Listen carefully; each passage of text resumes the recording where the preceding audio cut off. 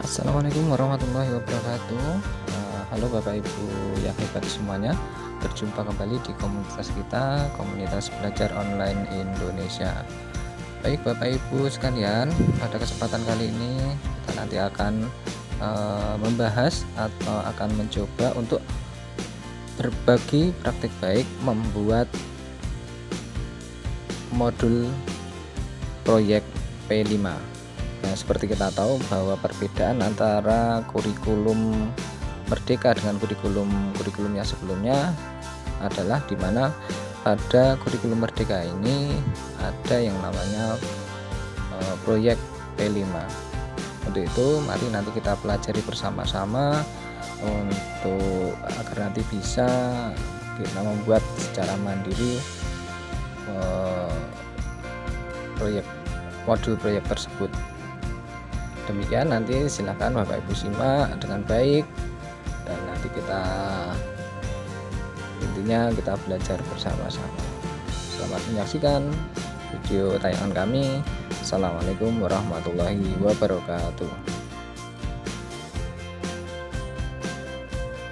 Oke, baiklah, marilah kita bersama-sama belajar membuat modul proyek kurikulum Merdeka. Saya menamakan metodenya ini adalah metode OKAR, orientasi, kontekstualisasi, aksi, dan refleksi.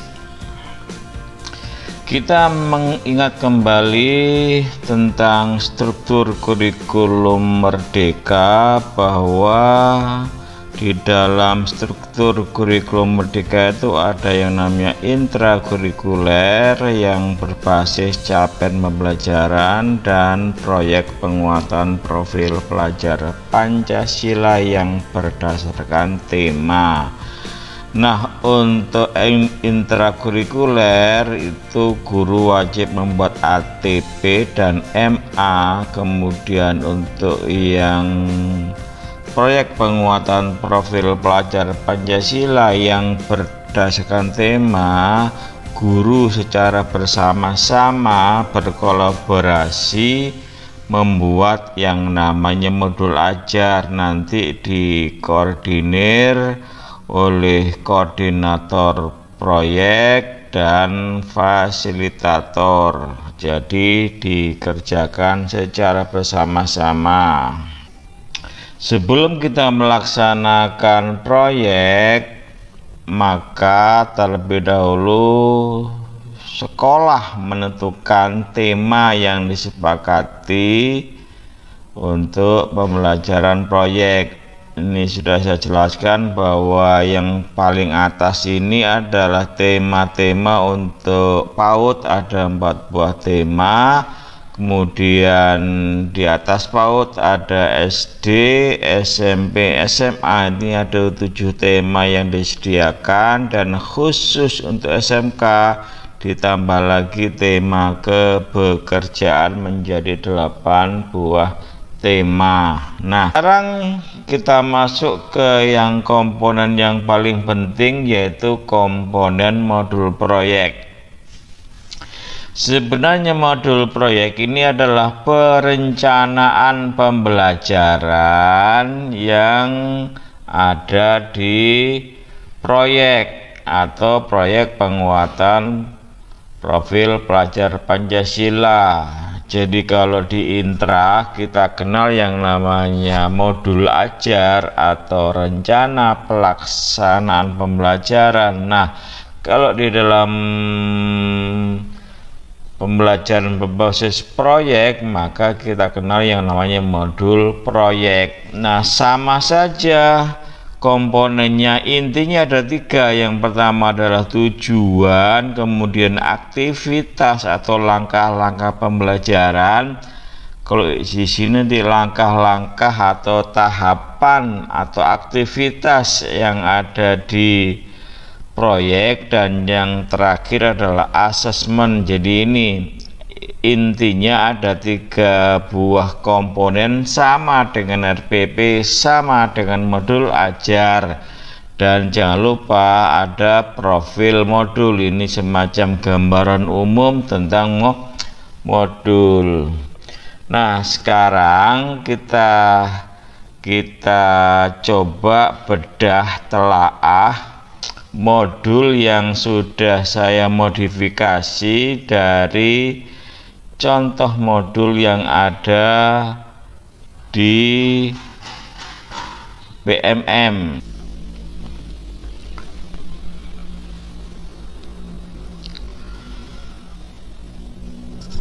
Oke, inilah contoh modul yang sudah saya modifikasi, yang saya mendapatkannya dari platform Merdeka Mengajar. Saya modifikasi, saya sesuaikan dengan format yang ada di panduan pengembangan proyek penguatan profil pelajar Pancasila, yaitu intinya ada 3 tadi ya.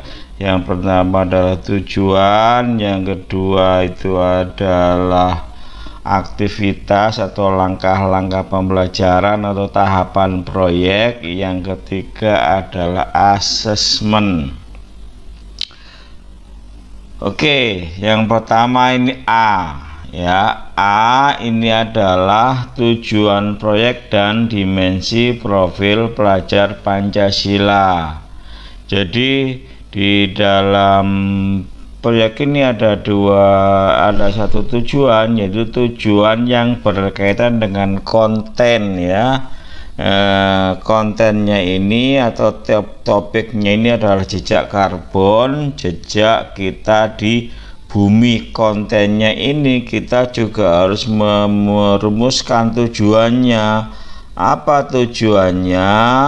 Peserta didik lebih sadar dengan penyebab perubahan iklim yang disebabkan oleh karbon dan mampu memberikan solusinya. Nah, inilah tujuan proyek. Jadi anak-anak diharapkan setelah dia selesai mengerjakan proyek ini, maka anak diharapkan lebih sadar dengan penyebab perubahan iklim yang disebabkan oleh karbon dan mampu juga memberikan solusinya. Nah, di samping itu kita harus mengaitkan dimensi profil pelajar Pancasila, karena di samping tujuannya untuk konten itu sendiri, tujuan utama dari proyek penguatan profil pelajar Pancasila itu adalah untuk mencapai 6 dimensi profil pelajar Pancasila. Kita tahu ada 6 dimensi itu, mulai dari beriman, bertakwa kepada Tuhan Yang Maha Esa dan berakhlak mulia. Kemudian ada yang namanya gotong royong, mandiri, berkepentingan global, berpikir kritis dan lain sebagainya. Nah, untuk dimensi ini kita tidak harus 6-6-nya yang dicapai ya, tidak harus 6-6-nya, kita bisa saja mencapai 1, 2 atau 3 dimensi profil pelajar Pancasila. Nah, dimensi pertama adalah beriman, bertakwa kepada Tuhan Yang Maha Esa dan berakhlak mulia. Nah, ini Bapak sekalian, dimensi ini ada di Kepmen ada di keputusan BSKAP nomor 009 tentang dimensi profil pelajar Pancasila. Kemudian elemennya adalah akhlak kepada alam ya. Jadi di dalam dimensi beriman, bertakwa kepada Tuhan Yang Maha Esa dan berakhlak mulia, salah satu elemennya adalah akhlak kepada alam. Nah, akhlak kepada alam ini salah satu sub elemennya adalah memahami keterikatan ekosistem bumi dan menjaga lingkungan alam sekitar. Ini sobat pembelajar tinggal ngutip ya dari keputusan BSKAP nomor 009. Semua sudah tertulis jelas di sana, nanti dilihat dokumennya ya. Kemudian target pencapaian ini memahami konsep sebab akibat di antara berbagai ciptaan Tuhan dan mengidentifikasi berbagai sebab yang mempunyai dampak baik atau buruk dan seterusnya. Ini juga tinggal Bapak Ibu sobat pembelajar tinggal ngambil, tinggal ngutip, tinggal kopas dari dokumen keputusan BSKAP 009.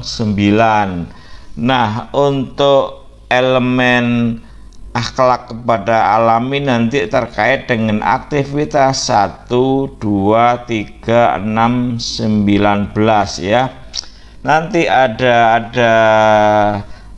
beberapa aktivitas atau tahapan-tahapan yang diberikan nomor. Nah, setiap nomor itu akan terkait dengan elemen, subelemen dan dimensi yang ada di profil pelajar Pancasila. Ini baru dimensi pertama. Nah, dimensi kedua adalah bernalar kritis. Nah, elemennya adalah memperoleh dan memproses informasi dan gagasan. Kemudian subelemennya tinggal dibaca, targetnya tinggal dibaca, aktivitas yang terkait tinggal dibaca. Ini semua tinggal diambil dari keputusan BSKAP nomor 009. Kemudian yang terakhir adalah kreatif. Jadi ini kita kaitkan sebanyak 3 dimensi ya. Masing-masing dimensi punya elemen. Nah, kebetulan untuk yang dimensi kreatif itu tidak punya subelemen, tinggal kita kosongi. Kemudian targetnya tinggal ngambil di keputusan Kepala BSKAP nomor 009. Nah, aktivitas tinggal dilihat di tahapan berikutnya atau di slide berikutnya. Nah, setelah itu yang kedua tadi yang A adalah tujuan, yang B adalah tahapan atau aktivitas atau langkah-langkah dari proyek. Secara global ini ada 4. Pertama adalah tahap orientasi, yang kedua tahap kontekstualisasi, berikutnya tahap aksi, yang terakhir adalah tahap refleksi. Maka saya sebut dengan OKAR: orientasi, kontekstualisasi, aksi, dan refleksi.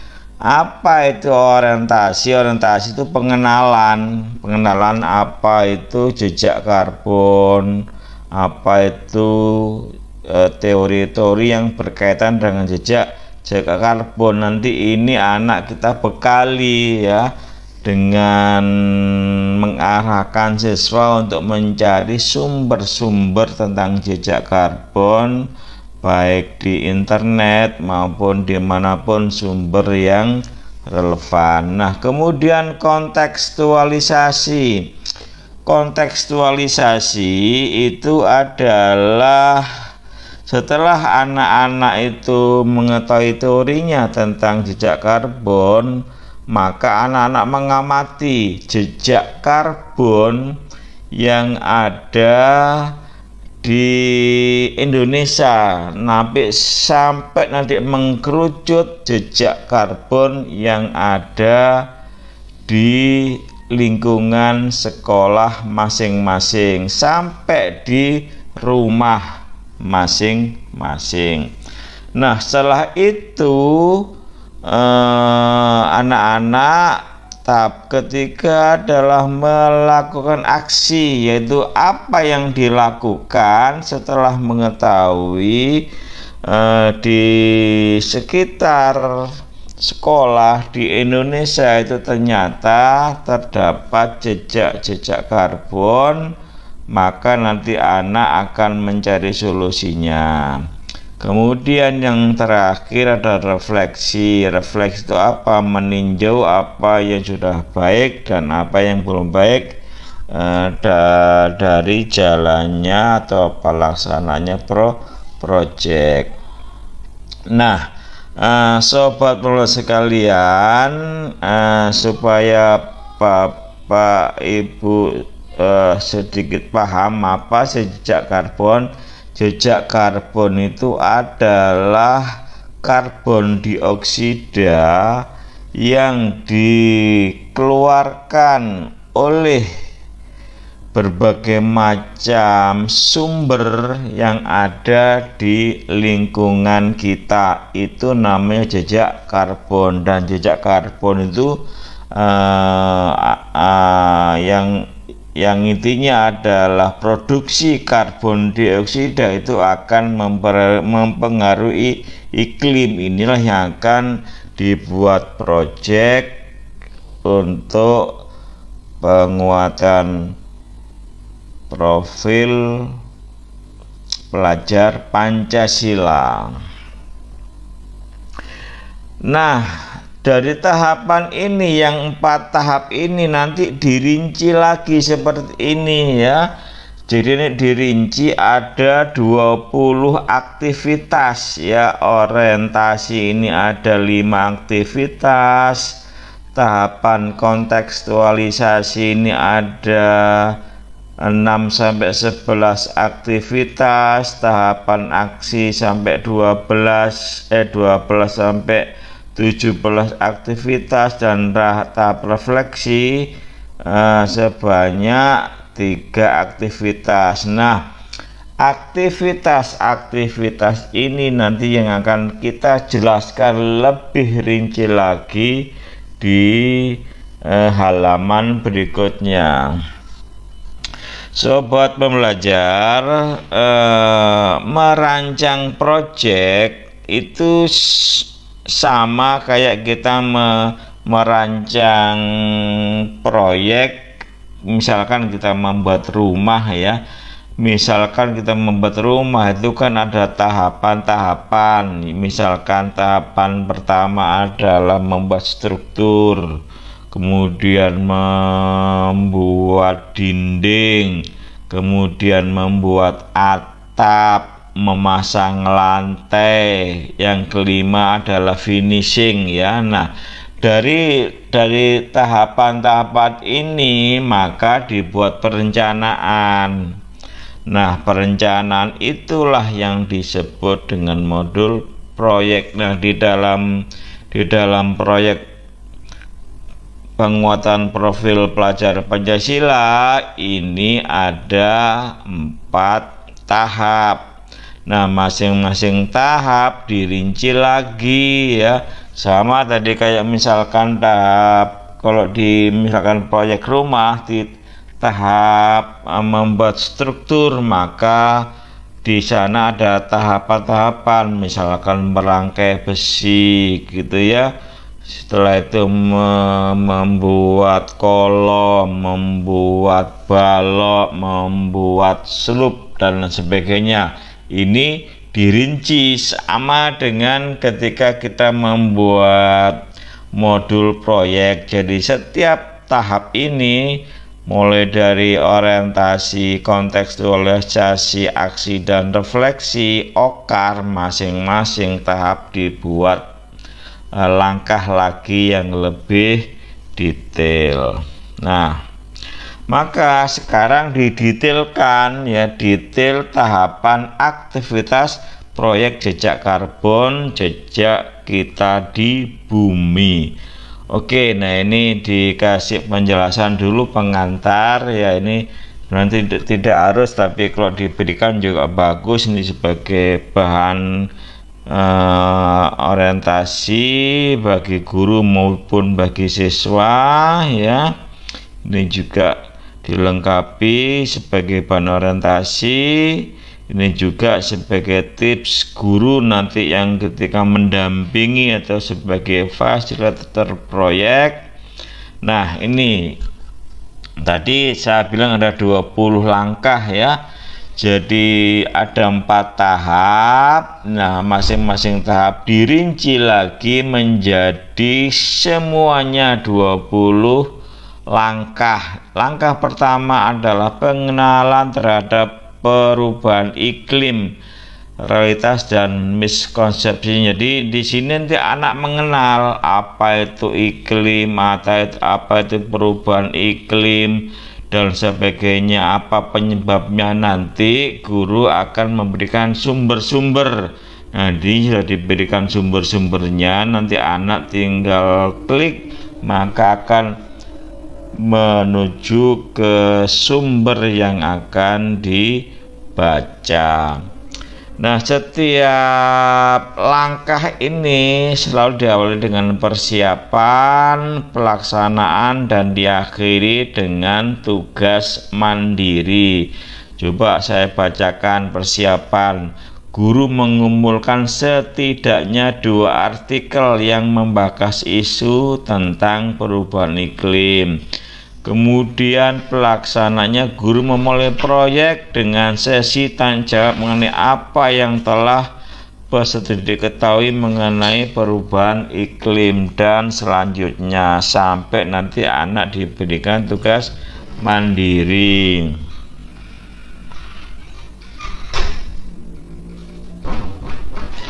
Ini baru langkah pertama. Kemudian langkah kedua sama, masih pengenalan terhadap gas efek rumah kaca. Nanti kalau sebuah pembelajaran proyeknya bukan tentang jejak karbon, tentu beda kontennya. Ini sekedar contoh, nanti sebab belajar bisa mensesuaikan sehingga langkah-langkahnya tidak bingung ya. Yang ketiga, pengenalan terhadap jejak karbon. Nah, ini ada refleksi atau asesmen formatif. Jadi di tengah-tengah proyek sekian langkah, anak juga perlu refleksi apakah yang telah disampaikan itu sudah sebagian masuk atau tidak ada yang masuk ke pikiran, maka perlu refleksi dalam bentuk asesmen formatif. Nah, yang keempat, sumber-sumber kontribusi jejak karbon, dan selanjutnya sampai dengan langkah ke-6. Nah, langkah ke-6 ini sudah mulai kontekstualisasi ya, di mana anak-anak melihat perubahan iklim di lingkungan sekitar dari video disertai dengan diskusi dan penulisan intisari video. Jadi sebelum pembelajar sekalian, jadi pertama tadilah pengenalan atau orientasi, berikutnya ini sudah kontekstualisasi. Jadi langkah ke-6 sudah kontekstualisasi. Coba kita lihat tadi yang tahapan-tahapan itu ya. Nah, ini langkah ke-6 sudah mencapai tahap kontekstualisasi, yaitu mengenal jejak karbon yang ada di Indonesia sampai nanti yang ada di sekolah, sampai juga yang ada di rumah masing-masing siswa. Oke, saya kembali lagi ke langkah ke-6 ya. Langkah ke-6 terus sampai langkah ke-20 semua kita buat detail apa yang dikerjakan oleh siswa, apa yang dikerjakan oleh guru, apa tugas mandiri yang harus dikerjakan oleh siswa. Nah, setelah selesai langkah ke-20 barulah ini poin yang ketiga adalah asesmen dan refleksi. Nah, kita buat dulu rubriknya ya, yang namanya rubrik asesmen profil pelajar Pancasila. Subelemennya memahami ketergantungan ekosistem bumi. Kemudian rubriknya adalah belum berkembang, mulai berkembang, berkembang sesuai harapan, dan yang terakhir sudah melebihi harapan. Nanti ini yang akan kita nilai. Jadi proyek ini yang kita nilai adalah dimensi profil pelajar Pancasila. Nah, ini rubriknya ini kita subelemen dan elemen-elemennya ini itu kita ambil dari yang slide atas tadi, yaitu tentang profil pelajar Pancasila yang dimensinya terkait dengan proyek ini ya. Jadi memahami keterhubungan ekosistem bumi ini adalah subelemen. Kenapa kita ambil ini? Karena tadi di awal ini sudah kita tulis ini, di mana subelemen ini kalau mau lebih jelas nanti bisa diambil dari keputusan Kepala BSK. Jadi ini tinggal kita pasang rubriknya, nanti tinggal Bapak Ibu modifikasi, bisa digunakan, bisa juga diubah-ubah menurut kesesuaian kita. Nah, ini baru rubrik beriman bertakwa, kemudian ada juga rubrik bernalar. Ini persis kita ambil dari di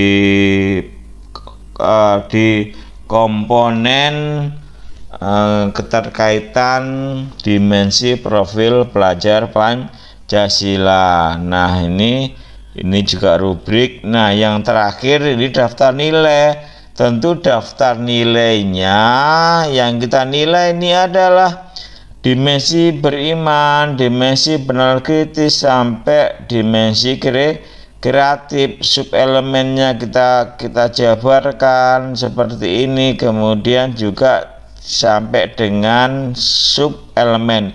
Ini dimensi, ini elemen, subelemen. Maka nanti ada 1, 2, 3, 4, 5, ada 5 nilai yang kita berikan kepada siswa dalam bentuk tadi itu, mulai dari belum memahami, kemudian sudah memahami, sampai dengan sangat memahami. Ini yang kita nilai.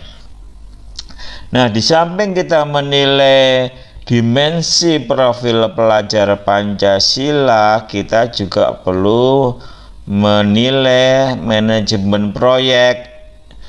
Untuk manajemen proyek ini kita menilai tujuan proyek tadi yang berkaitan dengan konten, yang berkaitan dengan jejak karbon, mulai dari perencanaan, pelaksanaan, ketepatan sasaran, sampai dengan laporan. Ini tinggal dibaca, tinggal dipelajari, nanti rubriknya bisa diadaptasi. Nah, berikutnya refleksi. Ada refleksi individu, juga nanti ada refleksi kelompok. Nah, bisa juga dilengkapi dengan glosarium, walaupun ini tidak wajib ya. Kemudian dilengkapi dengan referensi, dan yang terakhir adalah Terima kasih sudah selesai. Jadi inilah contoh dari modul project di mana komponennya itu sama dengan modul ajar. Ada yang namanya tujuan, yang kedua ada langkah-langkah atau tahapan atau aktivitas, yang terakhir adalah asesmen. Oke, sampai di sini mudah-mudahan bermanfaat. Saya akhiri. Wassalamualaikum warahmatullahi wabarakatuh.